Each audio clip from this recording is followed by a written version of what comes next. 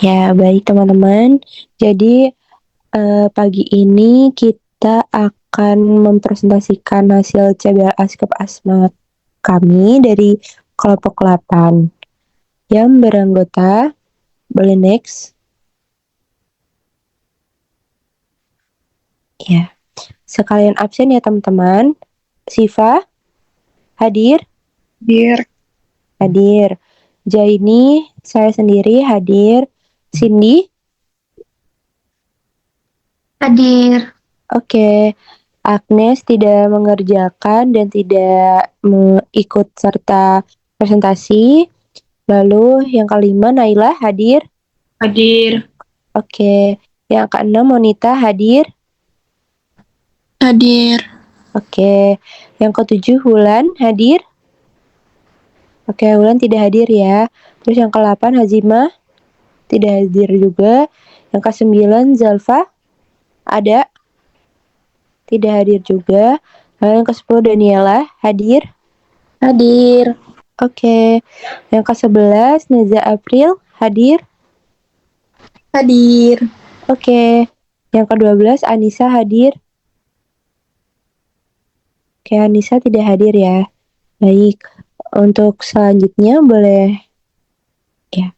Yang pertama ada latar belakang ya teman-teman. Jadi latar belakang ini dari asma. Nah, asma ini adalah penyakit inflamasi kronis saluran nafas yang gejalanya seperti mengi, sesak nafas, sesak dada, dan juga batuk. Nah, sering juga dipicu oleh berbagai faktor nih. Nah, termasuknya populasi udara dan lingkungan rumah seperti debu, terus yang karpet yang debunya sangat banyak sekali itu yang sudah tidak lama tidak dicuci-cuci, lalu hewan yang berbulu, lalu juga bisa disebabkan oleh asap rokok. Nah, yang menjadikannya titik kritis dalam manajemen dan juga pengendalian penyakit. Seperti itu. Selanjutnya. Baik, selanjutnya boleh dibacakan oleh April. Ada April? Oke, untuk tujuannya yang pertama, melakukan pengkajian fokus pada pasien dengan asma. Yang kedua, menjelaskan proses penegakan diagnosis keperawatan pada kasus asma secara tepat. Dan yang ketiga, menyusun standar luaran keperawatan Indonesia menurut SLKI yang sesuai dengan diagnosis keperawatan asma. Dan yang terakhir, menyusun standar intervensi keperawatan Indonesia yaitu SIKI pada pasien asma serta menjelaskan rasionalisasi dari setiap intervensi tersebut. Lanjut. Lisa sudah hadir ya? Selanjutnya ada yang mau membacakan kasus? Bisa Naila ya? Oh ya. Daniela boleh? Izin membacakan kasus. Untuk kasusnya yaitu seorang laki-laki berusia 49 tahun datang ke poli penyakit dalam dengan keluhan sesak napas sejak pagi hari. Napas tampak menggunakan cuping hidung, pasien merasa pusing dan lemas, serta telah mencoba batuk namun dahaknya tidak dapat keluar. Pasien memiliki riwayat sesak napas sejak kecil dan sering kambuh terutama saat udara dingin. Untuk menangani keluhannya, ia biasanya hanya meminum obat yang pernah diberikan puskesmas sebelumnya. Hasil pemeriksaan menunjukkan tekanan darah 120/70 mmHg, nadi 95 kali per menit, suhu 36,7 derajat Celcius, dan frekuensi napas 32 kali per menit. Pada pemeriksaan fisik toraks ditemukan bunyi wheezing saat auskultasi. Pasien tampak cemas dan mengungkapkan bahwa ia mudah lelah serta aktivitas fisiknya menjadi terbatas. Riwayat keluarga menunjukkan bahwa ayah pasien juga mengalami keluhan sesak napas.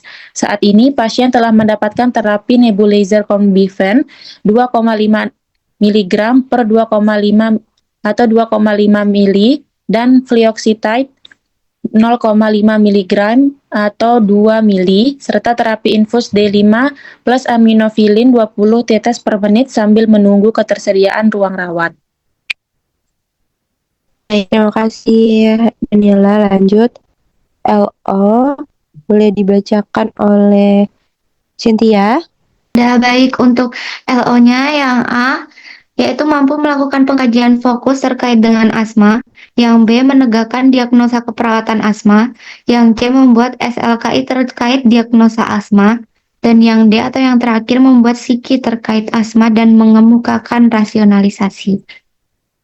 Baik, untuk pengkajiannya, yang A data subjektifnya, pasien mengeluh sesak nafas sejak pagi, pasien mengeluh pusing dan lemas, pasien mengatakan sudah mencoba batuk tetapi dahak tidak keluar, pasien mengatakan punya sesak sejak kecil atau riwayat asma lama, pasien mengatakan muncul bila terkena udara dingin atau pemicu, pasien mengatakan bila kambuh hanya minum obat dari puskesmas, berarti penggunaan terapi tidak teratur, pasien mengeluh cepat lelah dan aktivitas fisik terbatas, pasien mengatakan punya riwayat keluarga, ayah memiliki keluhan sesak atau asma.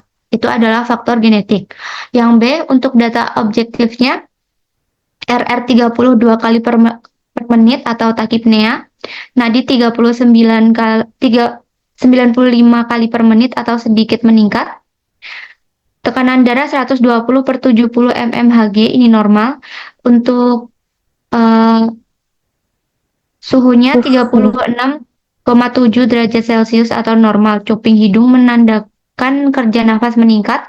Auskultasi wheezing, pasien nampak cemas. Terapinya nebulizer Combifent, Flucloxacillin infus D5 plus aminopiline, TPM-nya 20 kali. Baik, terima kasih. Baik, selanjutnya analisis data boleh dibacakan oleh Monita. Diagnosisnya itu bersihan jalan napas tidak efektif, kodenya D001. Terus diagnosis yang kedua itu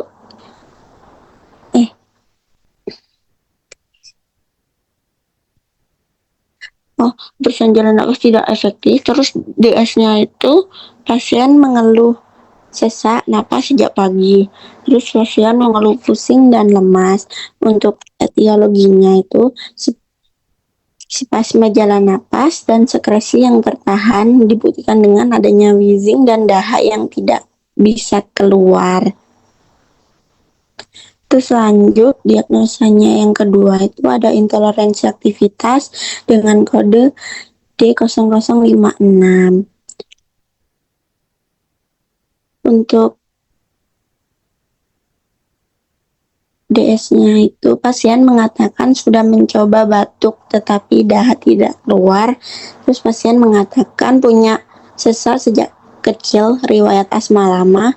Terus pasien mengatakan muncul bila terkena udara dingin. Terus pasien mengatakan bila kambuh hanya minum obat dari puskesmas, berarti penggunaan terapi tidak teratur. Terus pasien mengeluh cepat, lelah, dan aktivitas fisik terbatas. Selanjutnya pasien mengatakan punya riwayat keluarga, ayah memiliki keluhan sesak asma. Etiologinya itu Berhubungan dengan ketidakseimbangan antara suplai dan kebutuhan oksigen, dibuktikan dengan mengeluh lelah, dyspnea saat atau setelah aktivitas, dan merasa lemah.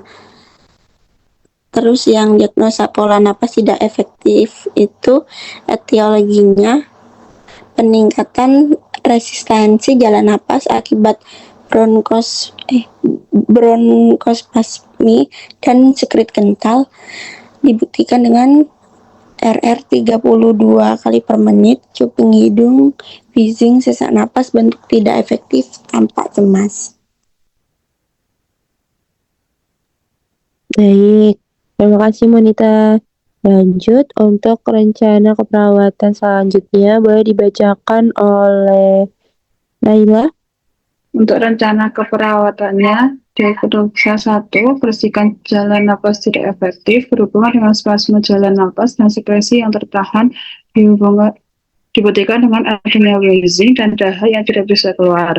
Untuk SLKI-nya setelah dilakukan tindakan keperawatan selama 2x24 jam, bersihan jalan napas meningkat dengan kriteria hasil produksi sputum menurun, wheezing menurun, dyspnea menurun, gelisah menurun, frekuensi napas membaik, pola napas membaik. Untuk intervensinya, manajemen jalan napas, observasi, monitor pola napas seperti frekuensi, kedalaman, usaha napas. Monitor bunyi napas tambahan, misalnya gagging, mengi, wheezing, mongkir, kering. Monitor sputum seperti jumlah, warna, aroma. Beberapa petiknya, posisikan semi flower atau flower, berikan minum hangat, lakukan fisioterapi dada jika perlu, lakukan penghisapan lani kurang dari 15 detik, berikan oksigen jika perlu. Untuk edukasinya, anjurkan asupan cairan 2000 ml per hari jika tidak kontraindikasi. Ajarkan teknik bantu efektif untuk kolaborasi pemberian bronchodilator, ekspektoran, mukolitik jika perlu. Kemudian rasionalisasi tindakan, observasi, monitor pola nafas, seperti frekuensi, kedalaman, usaha, rasional mengidentifikasi obstruksi atau peningkatan usaha napas akibat bronkospasme, monitor bunyi nafas tambahan seperti wheezing, rongki, rasional menilai adanya sumbatan jalan napas oleh bronkospasme atau sekret, monitor karakter sputum, rasionalnya mengetahui adanya peningkatan sekret atau infeksi. Terapeutiknya, posisinya semi flower atau flower. Rasionalnya mempermudah ekspansi paru dan pernapasan. Berikan minum hangat. Rasionalnya mengejarkan sekret agar mudah dikeluarkan. Untuk fisioterapi dada, bila perlu, rasionalnya membantu mobilisasi sekret. Suction kurang dari 15 detik, rasional menghilangkan sekret berlebih tanpa menyebabkan hipoksia. Berikan oksigen bila perlu. Rasionalnya mengatasi hipoksemia. Kemudian edukasi, anjurkan cairan kurang lebih 2000 ml per hari jika tidak ada kontraindikasi. Rasionalnya menjaga sekret tetap encer. Ajarkan batu efektif. Rasionalnya membantu membersihkan jalan nafas mandiri. Untuk kolaborasi pemberian bronchodilator, ekspektorat, atau mukolitik. Rasionalnya mengurangi bronkospasme dan mempermudah pengeluaran sekret.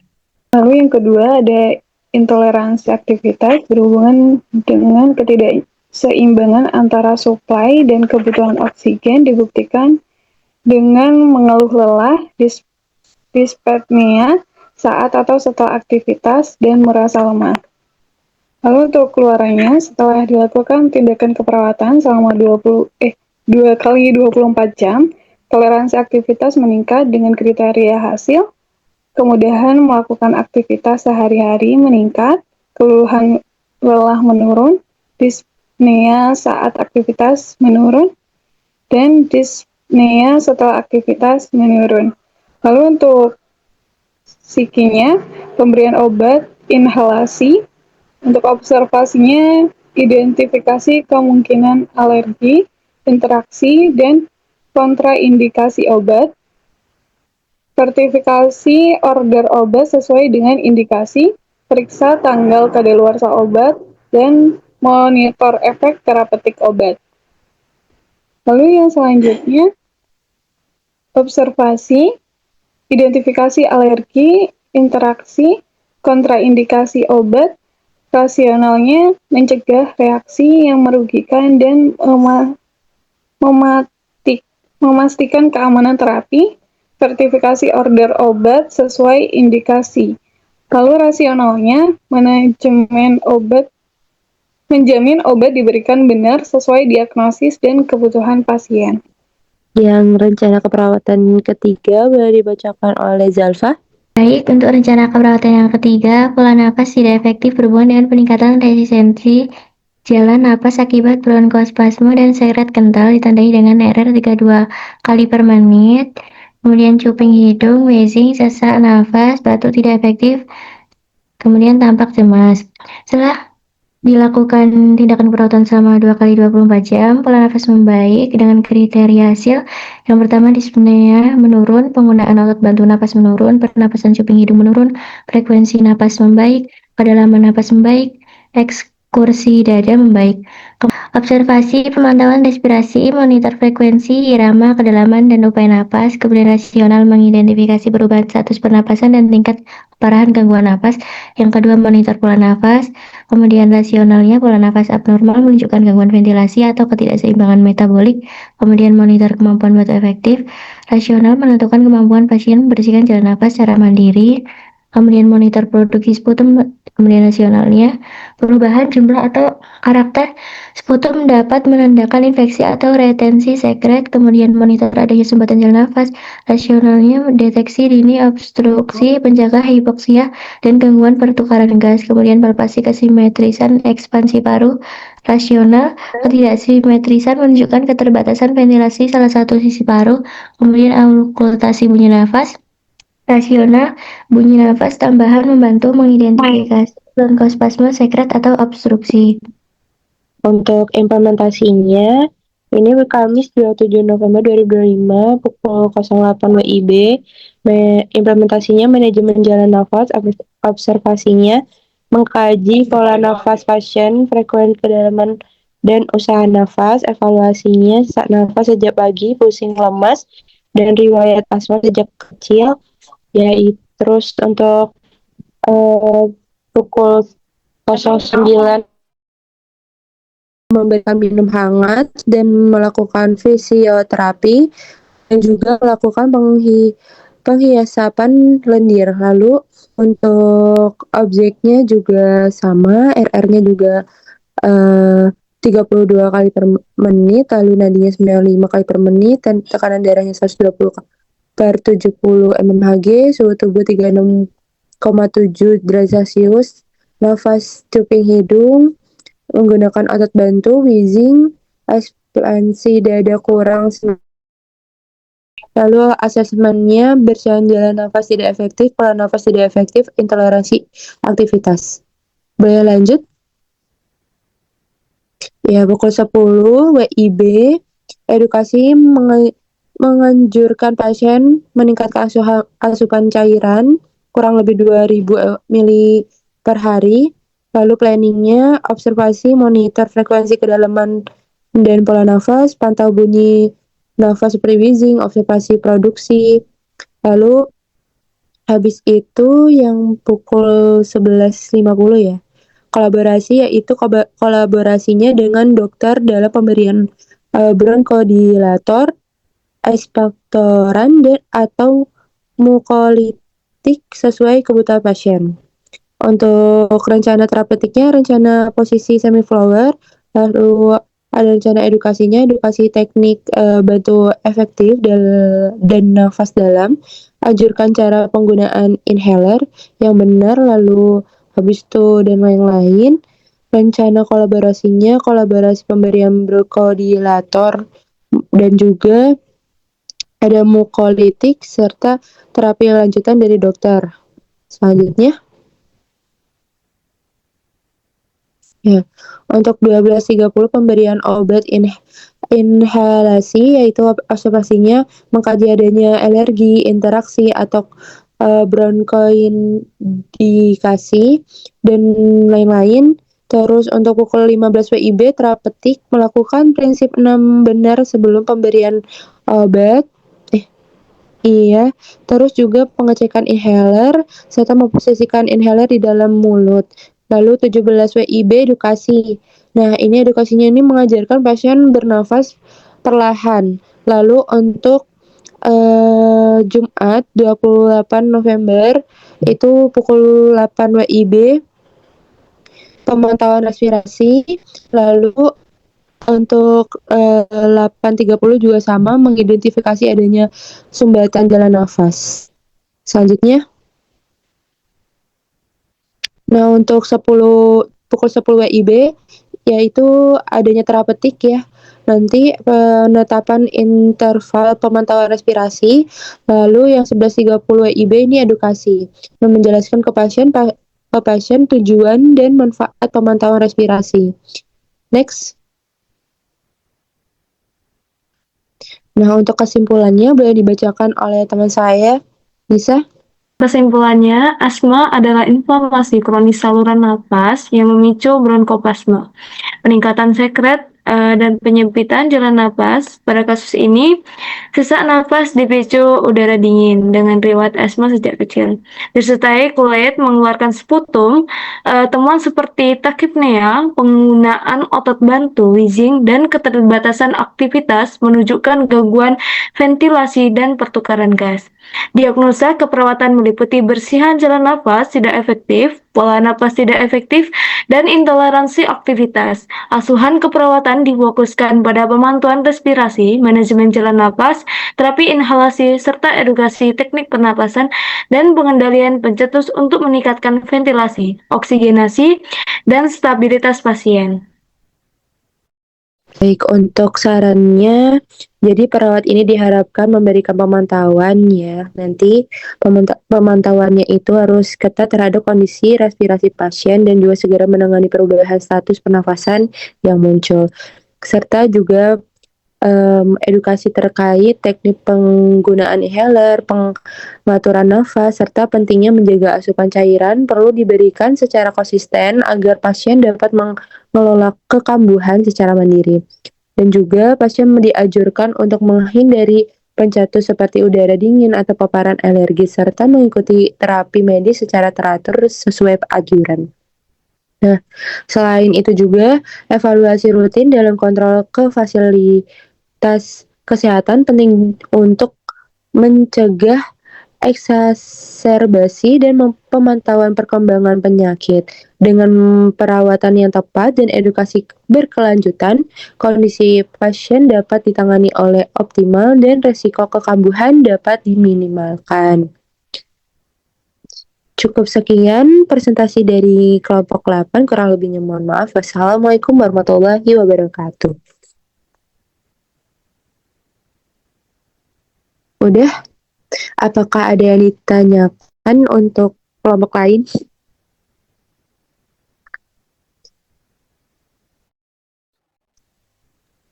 Jika ada yang mau ditanyakan untuk kelompok lain bisa langsung di kolom komentar di bawah. Terima kasih.